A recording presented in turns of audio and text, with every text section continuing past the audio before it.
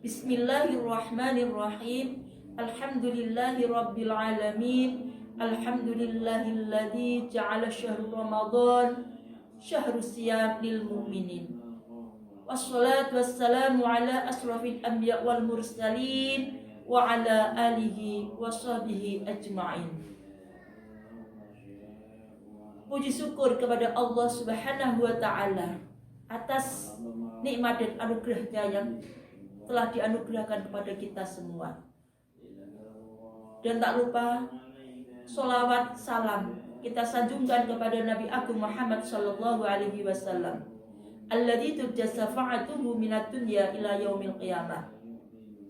Para pemirsa dimanapun berada, wabil khusus Jamiah JQH NU rahimakumullah.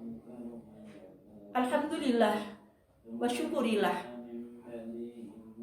kita patut bersyukur kepada Allah Subhanahu wa ta'ala karena pada tahun ini kita masih diberi panjang umur, masih diberi kesehatan, kesempatan dipertemukan di dalam bulan yang penuh rahmat, bulan yang penuh ampunan, dan bulan yang dimana amal ibadah dilipat gandakan, yaitu bulan Ramadan.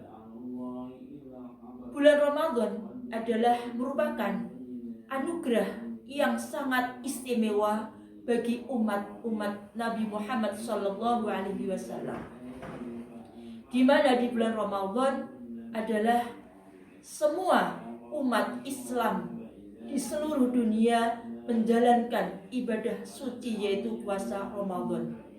Sebenarnya puasa Ramadan itu bukan hanya ditujukan kepada umat-umat Nabi Muhammad SAW saja, tetapi umat-umat terdahulu juga sudah diperintahkan untuk menjalankan puasa. Sebagaimana di dalam Al-Quran surat Al-Baqarah ayat 183, A'udzubillahi minasyaitonirrajim. Bismillahirrahmanirrahim. Ya ayyuhalladzina amanu kutiba alaikumusyamu kama kutiba alal ladzina min qablikum la'allakum tattaqun.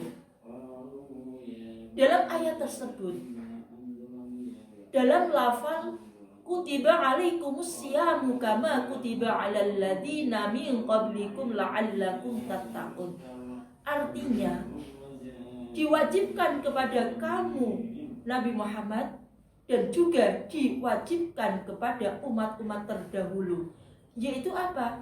Kutiba alaikumussyam, artinya puasa itu tidak hanya untuk umat-umat Nabi Muhammad saja, juga umat-umat terdahulu sudah melaksanakan puasa, tetapi bentuk puasanya yang berbeda-beda maupun di dalam hitungan harinya.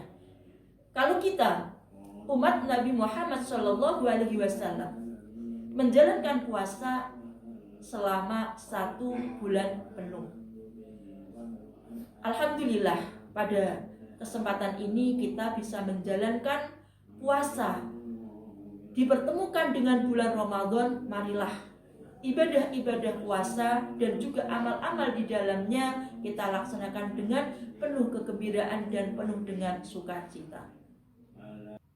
Para pemirsa yang dirahmati oleh Allah, dalam kesempatan ini sedikit saya memaparkan tentang qadha puasa. Sebagaimana tadi bahwa puasa itu diwajibkan bagi seluruh umat Islam, tetapi ada hal-hal atau ada sesuatu orang-orang yang diperbolehkan untuk tidak menjalankan puasa apabila mengalami sesuatu hal-hal yang hal itu bisa menjadikan orang itu boleh untuk tidak menjalankan puasa, tetapi wajib untuk mengqadha atau mengganti di hari-hari berikutnya. Sebagaimana di dalam surat Al-Baqarah ayat 184. ayyaman ma'dudat. Faman kana minkum maridun aw ala safarin fa iddatun min ayyamin ukhra. Al-ayah.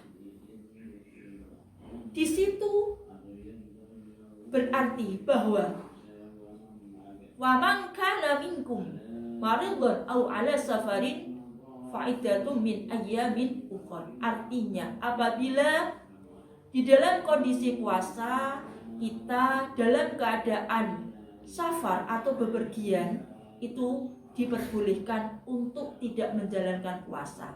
Tetapi bepergiannya pun kalau sudah memenuhi syarat-syarat yang disyariatkan oleh agama Islam, dan juga beperginya bukan untuk maksiat. Dalam hal ini juga bisa dikiaskan juga apabila orang-orang yang mengalami kondisi bagi wanita mengalami haid atau nifas atau sedang melahirkan atau sedang menyusui, atau juga boleh juga bagi orang-orang yang memang tidak mampu untuk menjalankan puasa pada hari itu atau pada waktu puasa, yaitu orang-orang yang sudah tua atau sudah uzur yang tidak mampu untuk menjalankan puasa.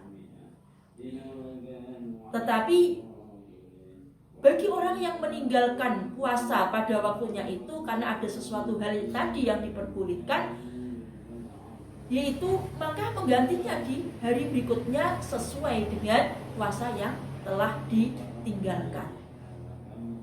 Kalau haid, cukup nanti mengganti berapa hari yang ditinggalkan.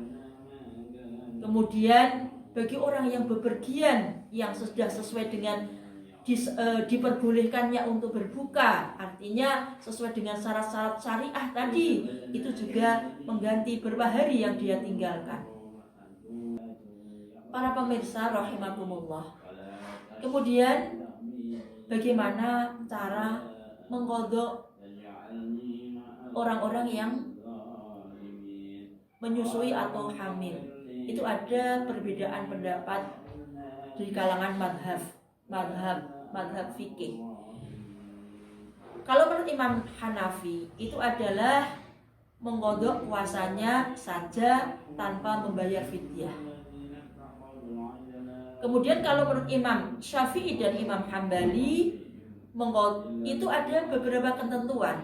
Di sini ada beberapa ketentuan, yaitu ada dengan cara hanya mengqadha saja, dan juga ada cara dengan cara mengqadha dan juga membayar fidyah.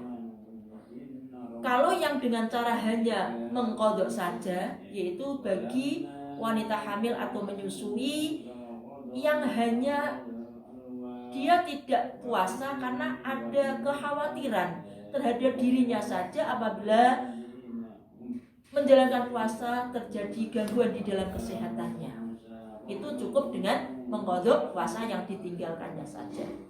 Kemudian bagi wanita hamil atau menyusui, dia tidak melakukan puasa karena di samping takut akan kesehatannya sendiri, juga takut terhadap kesehatan janin yang ada di dalam kandungannya atau bayi yang sedang disusuinya. Maka menurut Imam Syafi'i dan Imam Hambali itu adalah dengan cara mengqadhanya adalah dengan cara mengganti puasa yang ditinggalkannya dan juga membayar fidyah. Kemudian kalau menurut Imam Maliki adalah mengqadha dan membayar fidyah. Artinya wanita yang hamil atau menyusui itu tidak ada ketentuan, baik itu karena khawatir terhadap bayi dalam kandungannya atau khawatir terhadap dirinya saja, tetap harus membayar fidyah dan juga mengqadha puasa yang ditinggalkannya. Kemudian qadha fidyah. Qadha fidyah ini adalah dengan cara memberi makan orang-orang miskin satu harinya 1 mud. 1 mud itu sekitar 6,8 on atau bisa diglobalkan menjadi 7 on. Diberikan kepada fakir miskin. Kemudian para pemirsa yang dirahmati oleh Allah, bagaimana cara mengqadanya orang-orang yang sedang sakit? Tadi kan boleh orang yang sakit juga boleh untuk tidak menjalankan puasa. Yaitu cara mengqadanya adalah kalau dia sakitnya diharapkan bisa sembuh, maka juga cukup mengqadha puasa yang ditinggalkannya sesuai dengan hari yang ditinggalkannya. Tetapi kalau sakitnya itu tidak diharapkan bisa sembuh, maka cukup dengan membayar fidyah. Seterusnya adalah mengqadanya orang-orang yang tua atau ajuz atau sudah benar-benar undur, sudah tidak mampu, maka adalah cukup dengan membayar fidyah, tidak usah mengqadha. Karena apa? Ya karena memang tidak mampu, sudah tidak mempunyai kekuatan dirinya untuk melakukan puasa. Begitulah dalam hal ini kajian tentang fikih puasa. Mungkin itu yang saya sampaikan. Mudah-mudahan bisa bermanfaat untuk kita semua. Wallahul muwaffiq ila aqwamit thoriq. Assalamualaikum warahmatullahi wabarakatuh.